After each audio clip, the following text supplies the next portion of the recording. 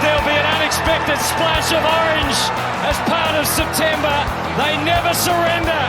The Giants will be there. Hello and welcome to Thursday Lines. I'm your host for today, Nikki. Thursday Lines is proudly brought to you by Little Birdie TV, topsport.com.au, Punting Form and the Comics Lounge. MG, we're going to talk all things AFL because the season's done and dusted. Finals, here we come. Yes, morning Nikki. Yeah, Final 8 is set and we've got a week off this week, so we've had a few awards and everything like that. But yeah, the Final 8's set, so we'll just quickly go over the matches later on just to show the prices and maybe which way the markets are heading. But yeah, the Final 8 is set and the rest of the teams are on holiday. Oh, well, I've already seen some Mad Monday snaps. So I quite like that. I'm looking forward to the NRL Mad Monday. How you going, Toprope? Oh, Mad Monday's a little less scripted, a little more looser than the AFL's, I dare say. Long gone in the AFL days, MG, where people are stealing buses from Spencer Street Station on Mad Monday. Actually, back in your days, I think top row for those ones. Yes, they're just for me about these days, isn't it? They all post for photos. It's more in house. Got to control them more until they get overseas. I think top row. Oh no! At least in Sydney they keep it real. Keep it real, exactly right. Rugby league is yellow. So what have you got from the AFL Awards last night? Yeah, so we had the obviously the week off. The AFL still want to be having events and stuff. So last night they had one of their prime events was the naming of the All-Australian team. They not too many surprises. I think the selectors overall did a pretty good job. Anyone who saw it, I think there was a few maybe omissions, maybe Wiedering in the back line. Neil didn't find a spot from Brisbane, who I think will go close to running maybe top 5, top 6 in the Brownlow. So he was probably a little unlucky. And I think Liberatore was a bit of a glaring omission for the Bulldogs. But other than that, I think the team was pretty solid and just a couple of real key guides leading into the Brownlow, which we'll talk about probably more next week or the week after, is that Butters won the Coaches Award, which is always, carries a bit of weight for the Brownlow. So I think he's about the third or fourth in betting at the moment. And Bontempelli, the Bulldogs captain, who was named vice captain for the All-Australian, he won the Players Award, which is for the second time. So that carries a bit of weight. And obviously Bontempelli is running just slight second favourite at this stage. So we'll have a look at the Brownlow odds a bit later in the show. Oh, I can't wait. It's the night of nights for everyone, not just the men, also the ladies. Top row, NRL news, poor JWH. 7 matches, that's unfortunate. Poor JWH. First of all, I'd just love to know who the All-Australian team were playing in their international. You wheel out the same joke every year, Top row. I know, but guess what? Yeah, the classics never die. AJ. I don't have an answer for it. And I love the way last night on the coverage, Top row, that they do talk about if the players were running out and all this kind of stuff, how who would be the alpha dog in the forward line and stuff like that. So they actually still maintain that they're actually playing the game, even though there's no one to play. Hysterical. I find that a bit weird. Hysterical. Original sport. JWH, it was, look, he deserves 7 weeks for what he did. No, he didn't. But with a rap sheet as long as his, and the fact that he would be so stupid to put himself in that position, right? You've seriously got a question. Like, I know he's the leader of that club. He has done a wonderful job, been a wonderful servant for a long time. I know his job is the alpha dog to be the enforcer. But to get lured into headbutting a bloke against the last place team with 2 rounds to go when you've got a match to save your season the week after, absolutely astonishing. So I'm giving him 7 weeks just for stupidity. It's not surprising. NRL player being stupid. Listen, kind of fits the mold. But Toprope's right. That's his job. And if you looked at, I did enjoy watching the press conference with Trent Robinson, and he was like, "Oh, there's nothing in it. Like really, nothing in it." And I'm like, Trent. And then I came out and it was like 6 weeks. We're going to fight it 7 weeks. I'm like, poor Trent. He's just got to toe the line. Nothing in it. See you next year. Well, he's not. He won't be able to play. He's got to play on next year. He's got to wait now for his 300th. So that's a bit of a shame, I think. Well, yeah, it is a bit of a shame because there aren't too many props mates around, and she's done a pretty good job, especially considering all the suspensions you had to serve. So it's been a fairly remarkable career. But yeah, look, we'll talk about later. The game of the week absolutely is the Roosters and Rabbitohs on Friday night this week. But Certainly lost a bit because of the stupidity of two of the main protagonists, Latrell last week, or the week before the bye, and Jared last week. So a little disappointing there, but look, they've got it right on both occasions. Okay, they've got it right. We'll have a discussion later, Toprope. Shall we go over some AFL round 24 results, MJ? Yeah, we'll wrap up the home and away season, as you said. So quick rundown that Essendon obviously chucked it in for the year. Their poor finish. They've got a big off-season ahead of them. Collingwood just absolutely crushed them, geared up for the finals, and they're cherry ripe, ready to go. Got a few players come back, which we'll discuss shortly. Big win by 70 points. Freo got the job done. Hawthorn, not really anything to play for there. And then the next game, Kangaroos, didn't have anything to play for in this game. Suns, really poor finish of the season, but Kangaroos finally got a win after 20 straight losses. So that'll secure to gear them into next year. So it was a pretty free-flowing game, not much pressure in the game. Brisbane in a dour struggle. St Kilda got a couple of late goals, which made that look closer than it was. Brisbane had control all game. Bulldogs got the job done in a must-win game when they had to go down there to beat Geelong, which is a rare thing to do. So they kept their season alive all for one day. Unfortunately, they got extinguished by the Giants. And Adelaide got the job against West Coast. That game meant nothing. Port Adelaide got the job done, so they finish off their season back with the confidence they needed. Their last month's been pretty good. Richmond, disappointing finish of the year. Melbourne, two final sides, so they were both playing for something going in. And Sydney looked like they were well and truly in the game. Melbourne just finished stronger and got the job done. And GWS Carlton come down to the last game for GWS had to win to make it, and they got the job done over the Blues and broke their 9-game winning streak. So two very informed sides. And so GWS knock out the Bulldogs for a spot in the 8. Yeah, well, we were at that game, and I think I sent you the footage of Charlie Curnow kicking the to get his Coleman. But pretty much from the time that he got the Coleman, they just shut down. And I think that was it. The game plan then was like, it's fine, we know where we're going to be.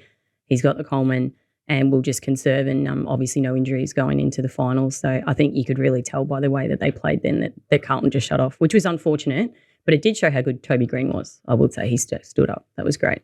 Yep. So moving right along to some stats for the end of the home and away seasons. Okay, so we finished on 5 of 9 faves for round 24, 3 of 9 covers, 4 of 9 over totals, and 3 of 9 for the home teams. And for the season, that took us to 66% of faves, 46% of covers, 51% over totals, and 50% for the home team. Yeah, it's probably just a touchdown. 70 is about an even breaker for the favourites. So bookies had the best of it over the season. Also, the outsider punters or the dog punters had the best of it there with 54%. Totals ran pretty even to 50 in the home teams. Home ground advantage is not what it used to be. I know there's a lot of neutral grounds as well, but pretty much on the 50%. Thanks, MG. Okay, Toprope, let's run through second last round for the NRL. Take me through it. Yeah, shocked to start the week off. The Red Hot Favourite Penrith were absolutely flogged the rest of a couple of players, but excuse me. It was still well and truly absolutely hammered by their roles. Parramatta, second time they lost to them this year, but Heels are done dusted for the year. Warriors beat the Dragons in a very dour affair over in Auckland. Cowboys having the Dolphins 34-10. Cowboys keeping their flickering hopes of finals football alive. Storm 37-16 in one of the great gambling moments of the season, led by 20 with 4 minutes to go. Cameron Munster kicked a field goal to the line, 20 and a half. It chucked that. So completely meaningless field goal to cover the spread, as Homer Simpson would say in the great episode of The Simpsons. Roosters beat the Tigers 32-8, notable for JWH's brain explosion, cost 7 weeks. Joey Minor's injury as well. 50% of being back. I expect he will play this week, but no moral. Broncos 29-18. Ricky Stewart got deluxe both at cameraman and at the press conference, but should have been looking in the mirror because the reason they lost was his own stupid team selections, 29-18. The Bulldogs continue to embarrass themselves further, and he kind of dealt with more in the newspapers this week. Lost to Manly 42-24. I would have scored a hat-trick against some of their defence was that bad. And the Knights beat the Sharks 32-6. Sharks led 6-0, but Nikki Hines, no dice. Absolutely flogged Knights now 8 on the trot. Thanks, Toprope. Okay. Shall we have a quick look at the bookie wrap? All right. So we finished with 7 of 8 faves, 5 of 8 covers, 4 of 8 over totals, and 4 of 8 for the home teams. And for the season, that takes us to 69% of faves, 47% of covers, 48% over totals and 56% for the home team. Yeah, been a pretty even year, kind of numbers you generally expect around the place. It's there's maybe the favourites are winning over decent stuff, but probably not covering enough. So slightly into the underdogs covering up 57%, probably notable for some of the bigger lines there as well. All right, a quick look at the global wrap before we take on the last round in the NRL. MG, Victor Hovland, the man with all of the outfits. He's got all the outfits and all the cash. It was what did I see? He said that because he lives in Oklahoma, right? Yeah. He said the money he's earned this year, which is like something like 30-something million. He said that goes a long way in Oklahoma. Like, I like him. I dig him. He could buy half of Oklahoma for that. He still lives in his college town. So, no way. He still lives in Stillwater, Oklahoma. So he a big Oklahoma State man there. But yeah, he's really. He hasn't won a major yet, but he contended in 2 this year. He's really elevated himself to that top tier, and you kind of suggest why he's just around the corner. One of the disappointing results for Scotty Scheffler. Unbelievable. Like, he strokes game numbers from tee to green, put him on par with Tiger Woods at his peak, and they both won 2 tournaments this year. Didn't win the Tour Championship, didn't win a single major. And his putting is absolutely killing this year, so did it once again on the Tour Championship. It's a fair choke, Toprope, wasn't it? He went in around 240 mark with a lead going in, and he's got beaten by 16 shots. Yeah, it was. That lead was gone pretty early on too. Yeah, the format's stupid. There was not been a PGA Tour event this year that I've watched less than the Tour Championship. I could not have given it down, which is quite stunning for what is essentially something they're trying to make as their grand final. So, very, very dull event. Hovland ran away with it. Wasn't a good betting event from the start. Wasn't a good betting event throughout. So, Scheffler choked again. Whether the choke, I don't know. His form the greens getting worse. So, it'd be interesting to see how he performs at the Ryder Cup, when essentially you're going to have to make birdies, and you're just not doing it. Is that the way they announced it yesterday? Is that the one where they're going to Rome? Yeah, yep. You reckon the team they decided yesterday? So they will have their 6 automatic selections and 6 captain picks for announced yesterday, and probably the most controversial was the out of form Justin Thomas getting rod. Keegan Bradley was, to put it politely, filthy. He missed out, but look, it's very hard to go past Chet. He's got a fairly remarkable Ryder Cup record. He's wonderful in the team room, good for chemistry, and you would have been low to leave him off on it. Can you take me through some US Open, because we've started on Monday, didn't we?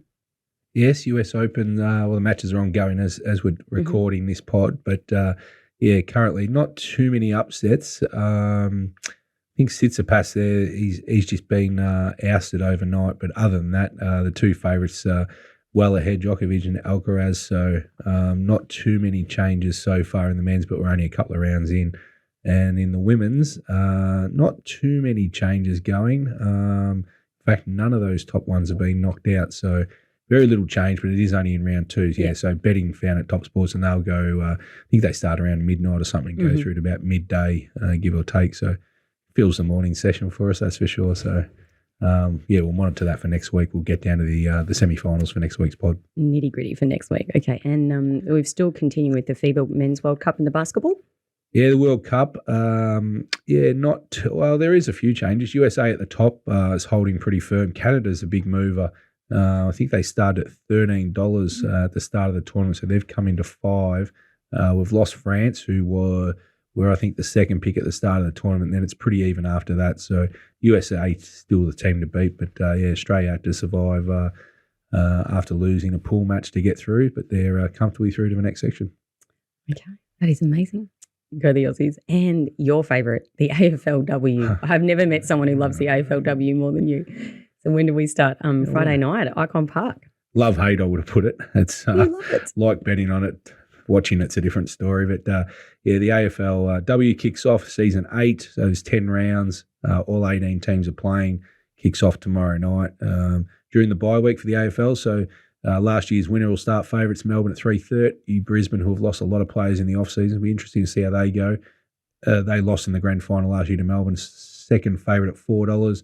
North Melbourne are picked to be the probably the big improvers at $8 on the third line. Adelaide lost a couple of players. They're full forward out to $8.50. And then I think it falls away pretty quick. Richmond would be a pot for me at $13. I don't understand why they're the 5th pick. Collingwood have got some injuries coming back to their key players, so they're a bit of a question mark, and then I think it drops off. So, yeah, I think I'd be surprised if the winner didn't come, definitely from the top 4, but the top 2 are going to be hard to beat. So we'll monitor that as it goes on. But, yeah, all odds, Top Sports kicking off tomorrow night. Thanks, MG. Okay, and now it is time for Thursday Lines, proudly brought to you by topsport.com.au. Family owned and operated for over 35 years. Bet with a bookie you can trust. Bet with TopSport. Let's get into some AFL Premiership prices. Yeah, so 8 left now. Final 8 is set, and we've got the games which we'll run through shortly. But Collingwood at 3:30 at the top. They obviously get not really home ground advantage now because they play Melbourne at the MCG, but they do get the double chance. Brisbane get, if all things go well and they beat Port first up, they'll get 2 games at the Gabba at 3:80. Melbourne, other firms now that they obviously do get Collingwood at the MCG at a neutral venue at 3:80. Port Adelaide got a big job going to Brisbane, who haven't lost at the Gabba this year at 5:50. Your Blues, I think they're your second side, which is a bit strange being an Essendon support at $11. The Giants make it into the 8. Now they're $21 because they're probably maybe the 2 or 3 most formed team in the comp. St Kilda out to 34, Sydney rounded up at $41, who played in the grand final last year. Thanks, FG. Okay, and we got a little bit of a Brownlow update. You touched on it earlier.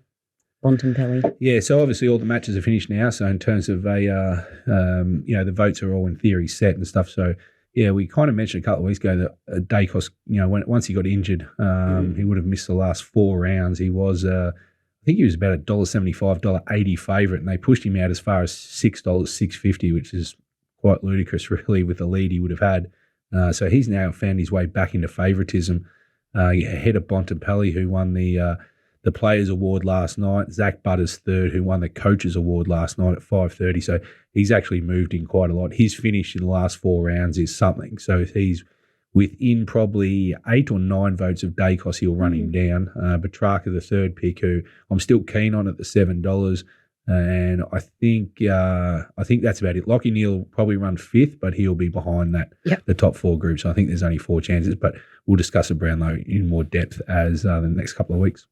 Look forward to it. Thanks, MG. Okay, can we just have a quick look at these stings for round 24? Yeah, the stings, we didn't have too much. The last round's always pretty difficult to bet with a lot of dead games and also not knowing whether sides are full throttle, like the Blues you said, where the game you went and watched. So, got our first one again and then couldn't finish the last 2. So 1 out of 3, slight loss. Over the year, it's dwindling down to only plus 0.275. So you're gonna have to lift in the month of the September. finals. You will. Yeah, but we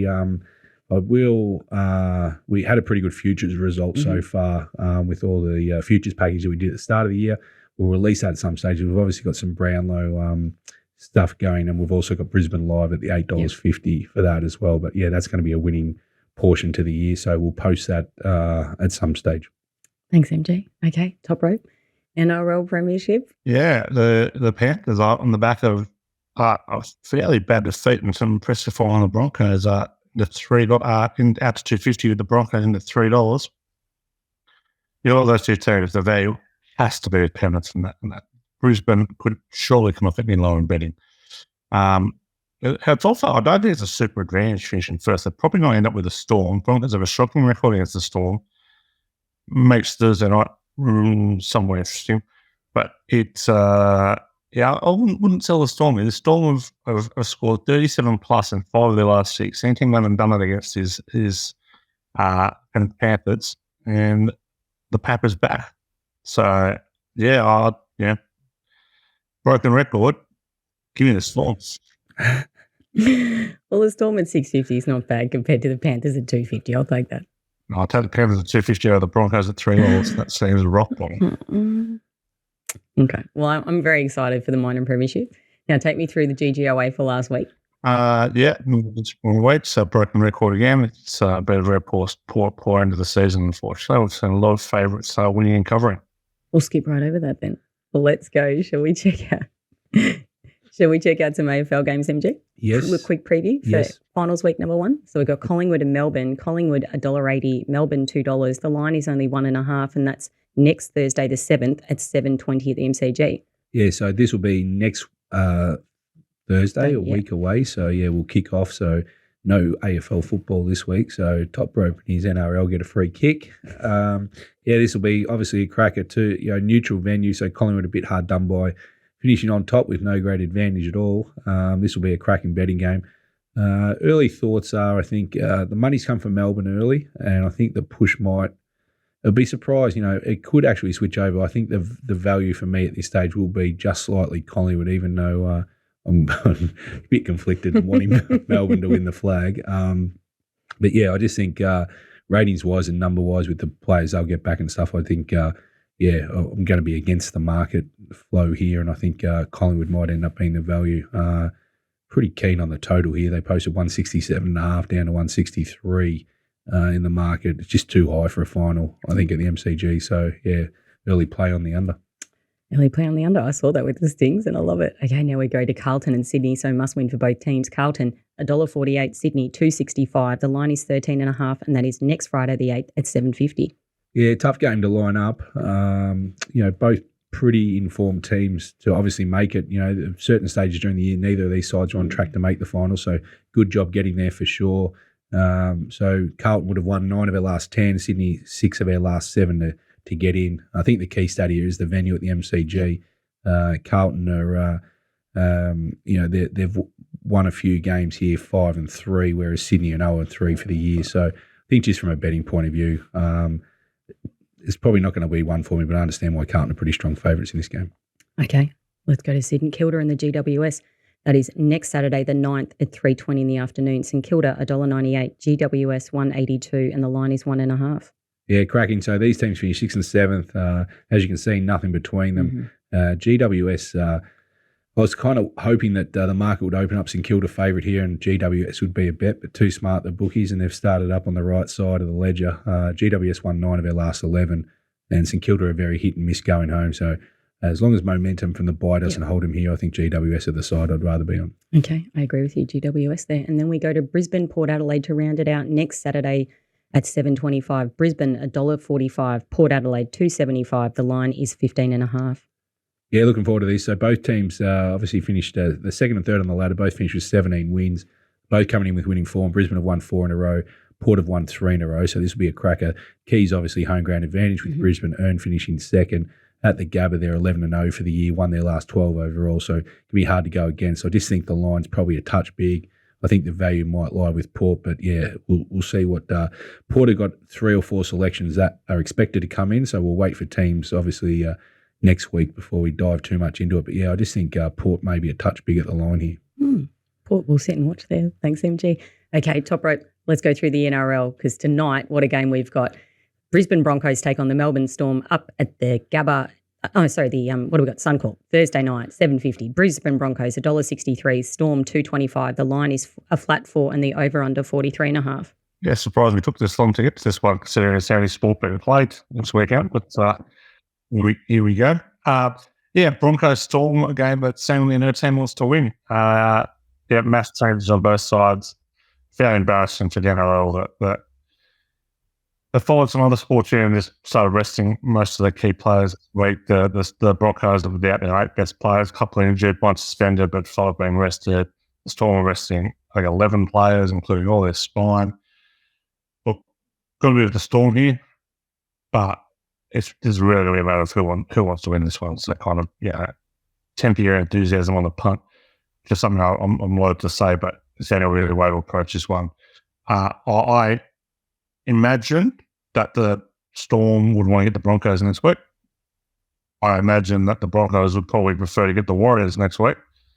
So in that sense, both teams will be trying to lose. It's not just rest players, but the Storm has a pack. I think he will be desperate to impress. He won't be pulling back because he's probably not going to be starting for the Storm next week. So he wants to impress, contrary back to seeing when you need full fitness and full impact. So the Storm, of course, have a dominant record against the Broncos, or the one the last 13, 30 of the last 34. Covered 12 of the last 13. So it's been pretty embarrassing. It's been an embarrassing run for the Broncos since the 2006 grand final, really, against Melbourne. But with the Storm here, but trying to close out, it's a bit of a bro. The match of the round. The Rabbitohs and the Roosters, Friday night, 8 o'clock. Rabbitohs, $1.85. The Chooks are $1.96. There is no line over under 43.5. Yeah, must win for both teams. I think at least the Roosters, you've got to win to be in, and probably the Rabbitohs, you probably need to win to be in. Win will assure them a final spot. Find the tennis side very difficult to bet. Also, surprise South of over favourites, considering their recent form. They have been dreadful, and they've got no Latrell Mitchell. As much as losing JWH hurts Chooks, losing Latrell is way more of an impact for Souths. There's a lot of talk about it being a digging game for the Bunnies. I'm not so sure about that. I just think now it hasn't been an effort problem for South the last little bit. It's been an execution problem. So I'm with the Roosters. Got momentum coming into it. Slightly in towards them. No real numbers supporting them. They did win. Come on 2 of the last 3. Won 20-1 in round 3. Best bet this one is the over. Very low total, 42.5. Over 10-3 when South offer loss of 13+. 13-8 when the Roosters offer win of 20+. And 6 of the last 7 between those two, a bit 42 or more. So lean into the over in this one. Thank you, Toprope, and thanks for picking my team, because if you're going to be sitting with me on a Friday night tomorrow, we're having a wine and we're in our Roosters regalia, and that is all we're cheering. That is the only thing that can be played tomorrow night. If your husband's in his Roosters regalia, I'll be very, very surprised. I'll send you something. He's going to wear something. And then we go to Cronulla and the Raiders on that Sunday afternoon. The Sharkies are $1.33. The Raiders are $3.30. The line is 9.5 and the over under 45.5. Yeah, big game here. So we'll get a home final. And the Raiders, if results don't break their way, could miss out on the 8, considering they're shocking for and against. So Nick Hines is back for the Sharks. I'm not 100% sure he'll play, but I think I'll give him every chance. Don't mind the Raiders. I think the numbers are a little big. They're not a good side of the Raiders, but they've covered 7 of the last 9 on the road on the dog, 4 of the last 6 on the road of a double-digit loss. Sharks have a very poor day record, comes with 1 of their last 5. Canberra have won 9 straight against Cronulla. Fancy's going to be pretty close. So happy to have the plus 9.5 and think that Canberra probably a little bit of value head-to-head betting as well. Thanks, Toprope. There's a plus there. Okay, now we go straight to we've got Manly and the West Tigers. Friday night, 6 o'clock. No one cares about this game. Everyone's waiting for the other one. Manly, $1.24. West Tigers, 4. The line is 12.5, over under 47.5. People mightn't care about this game unless you don't want to putt. This is both teams are done and dusted. There's a huge over spot for Manly. These two tend to go over. I will be chips in the over 47.5. This total should be somewhere around the 56 mark. This game is completely meaningless. They'll be throwing it around willy-nilly. Both teams have got Mad Monday coming up. Chips in the over. Chips on the over there. Okay, thank you. Let's go straight to the Dolphins and the Warriors. Saturday afternoon. The Dolphins $1.57. The Warriors are $2.40. The line is 4.5, over under 49.5. Yeah, no real idea this game. The Warriors are resting probably the 8 best players there, so they're doing a very kind of hodgepodge team that they're sending over. The Dolphins, they've brought in some youngsters as well as kind of having most of their stars. They're looking to secure the top try scorer, top point scorer for Jermaine Safe. They've already secured the point scorer against, but the try scorer as well. So I just not be turning around. Lean towards the Dolphins, but 4.5 is a decent size number for a team that's halfway down Malana. So lean Dolphins, but not a great. Thanks, Toprope. Okay, let's go Penrith and the Cowboys. Penrith $1.30. The Cowboys are $3.45. The line is 9.5, over under 41.5. You are getting dizzy if you're following the betting movements on this one. The Panthers opened the 11.5 point favourites. Went to outsiders, 2.5 point outsiders, where I was going to note that they'll be resting most of their team. Teams were named they're resting nobody. Supposedly, they've named 5 players in the reserves who are likely to play. So we're back out to 11.5 now. It's the 9.5. I think when those players may have settled somewhere in the 6.5 mark. So I don't know this is a betting game, but the value, you're not going to go wrong back in the Cowboys now. The line's not going to get any bigger if they'll play, and there's a good chance that a fair few players are rested in that side. So I would be looking to take a plus, but yeah, again, small bet, Cowboys plus. Thank you. Okay, now here we go. Dragons and the Knights. Dragons $2. The Knights are $1.80. The line is 1.5, and the over under 46.5. Yeah, no Caleb, no thanks for the Knights for me. They've won 8 straight, they've been on the back of some pretty irrepressible form from Callum Pye. He took a head knock last week. He will be rested this week for the finals. They've locked in a home final. the Knights, which is starting to say itself. But look, say we were out of Dragons, just on the second last, they've not stopped putting in for experienced coach Ryan Carr. They've got 14 of the last 21 at Coggle, including 6 of those a favourite. I'm happy to be with the Dragons here. I think the Dragons are a good bet. That you can kind of tell by this time of the year, teams that you are the coach and teams that continue to put in, they've continued to put in the Dragons. So I'm happy to bet them this one. Okay, take the Dragons there for top rope. Thank you. And then we round it out with the Gold Coast and Canterbury. The Titans are $1.27, the Bulldogs $3.75, the line is 11.5, and the over/under 53.5. Yeah, both teams done and dusted, and I'll tell you what, you're going to struggle to find 2 better bets in this week. The Titans minus and the over. But how is over isn't at least 60 points? I've no idea. This is a daytime game between 2 teams you hate tackling, who are absolutely pissed at the moment. You don't mind throwing the ball around with a couple of spaces out wide and a couple of strong men. The time, this has got 40-20 written all over it, if not more. So I'll be loading up on the Titans and loading it out. This is going to be an embarrassing end to an embarrassing season for the Bulldogs. Oh, chips in, I love it. Okay, thanks, Toprope. Now, punters, if you need the GGOA and you love your rugby league like we do, you can get that at Little Birdie Live TV shop, and that is $33 a week. MG is also going to have his AFL packages out for the finals and the Brownlow.